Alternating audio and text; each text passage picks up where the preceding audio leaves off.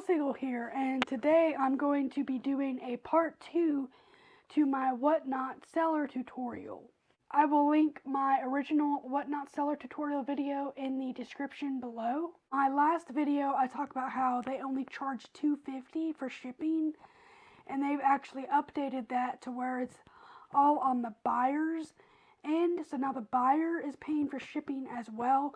After getting a few questions on my first Whatnot tutorial video, I decided to delve a little deeper into the aspects of selling a pop on Whatnot. You will receive an email from Whatnot saying the name of your pop and got sold, get ready to ship it.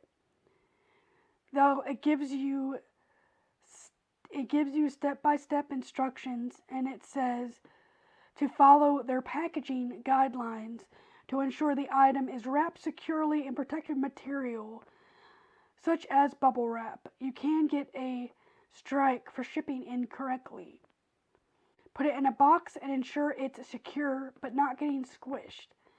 Print your shipping label. You want to click that link. It's going to be in blue, and it will take you to a shipping label already created by Whatnot. They do state in their email to you that please pack your items carefully and do not use the USPS flat rate boxes. All shipping charges will be covered by Whatnot. And if you have any further questions, to contact them at support@whatnot.com. Whatnot has been very open with me and very friendly when it comes to answering any questions that I do have. So you've made a sale, and what will happen is you will get a notification that you've made a sale, an email to print your label, and you have 2 days to do this. Now, as of right now, they only go through the USPS, which is the United States Postal Service. What I normally do is I like to get a box that fits a pop nicely. I found that these Uline boxes work well. Now, they don't have to be Uline boxes, but the 8x6x4 fits a single pop really well. It doesn't necessarily have to be this size, but this is just what I have found that works. You don't want something too shallow, because when the buyer cuts into the box, you don't want them accidentally scraping a pop and cutting it and accidentally damaging the pop. After you get your box together, you can put your pop either in a sorter box, a pop protector. At the very least, you're going to wrap it nicely in bubble wrap. Gently tape the edges closed, but not, too tight. You don't want to get that tape on the box, and you don't want the buyer to struggle to try to open it when they are getting their figure. So once it is wrapped in bubble wrap, put it in the box, fits like this. Now, sometimes I place bubble wrap over it.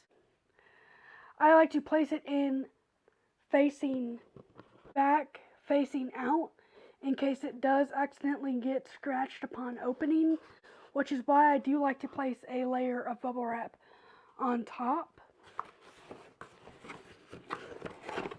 It is going to shift inside, so you are going to want to put some paper or bubble wrap or an air pillow to cushion this here so it doesn't move around in the course of shipping to your buyer. And close up your box, and there it is, nicely boxed up. Now, I do like to put fragile stickers if I have them, or you can write fragile, or this step is optional. Print out the label, cut out the label, tape it to the box. Make sure the label is fully covered in the clear tape, because you don't want it getting torn or rained on while it's in transit. And Whatnot gives you 2 days to ship your item. But once you've added your label, your tape, your fragile stickers, everything, just drop it off at your nearest post office, or you can schedule a pickup. Any other questions regarding this process, please comment down below and I will try to get to them. I will try to answer them as best as I can. Please subscribe for more content like this. If you found this helpful, please like this video, and thank you for watching.